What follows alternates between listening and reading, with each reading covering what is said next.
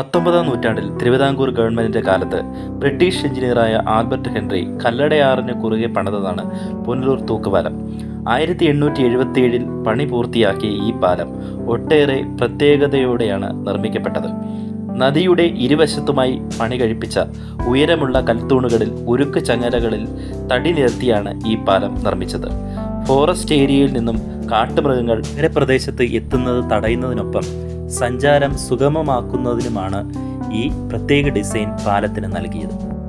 പാലം പണി പൂർത്തിയായെങ്കിലും പാലത്തിലൂടെ നടക്കാൻ ആൾക്കാർ മടിച്ചതായി പറയപ്പെടുന്നു. പാലം പണിത എഞ്ചിനീയറും കുടുംബവും ഒരു വള്ളത്തിൽ പാലത്തിനടിയിൽ നിൽക്കുകയും മുകളിലൂടെ 6 ആനകളെ നടത്തുകയും ചെയ്തുകൊണ്ടാണ് പാലത്തിൻ്റെ ഉറപ്പ് തെളിയിച്ചത്.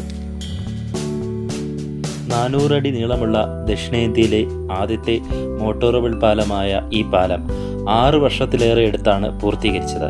പണിക്കായി ഉപയോഗിച്ചത് കമ്പകം എന്ന തടിയുടെ പലകകളാണ്. കേരള സർക്കാർ അറ്റകുറ്റപ്പണികൾ നടത്തുകയും ആദ്യം ഉപയോഗിച്ച കമ്പകം എന്ന തടിയുടെ പാനലുകൾ സ്ഥാപിക്കുകയും പുതിയ പാർക്കും വിശ്രമ സ്ഥലവും ഉണ്ടാക്കുകയും ചെയ്തതോടെ പാലത്തിൻ്റെ മുഖച്ഛായ തന്നെ മാറി. പാലത്തിൻ്റെ ഇരുമ്പ് കമ്പികൾ 100 അടി താഴ്ചയുള്ള ഇരുവശത്തുമായി സ്ഥിതി ചെയ്യുന്ന 4 കിണറുകളിൽ ബന്ധിപ്പിച്ചിരിക്കുന്നു.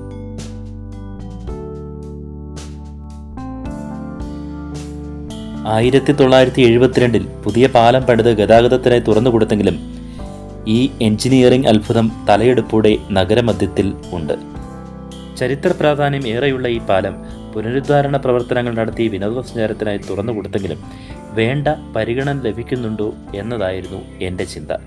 നൂറ്റാണ്ടിൻ്റെ ചരിത്രവും പേറി ഈ പാലം മുത്തശ്ശൻ പുതുതലമുറയ്ക്ക് ഒരു അത്ഭുതമാവുകയാണ്. കൊല്ലം ജില്ലയിലെ പുനലൂർ താലൂക്കിലാണ് ഈ പാലമുള്ളത്.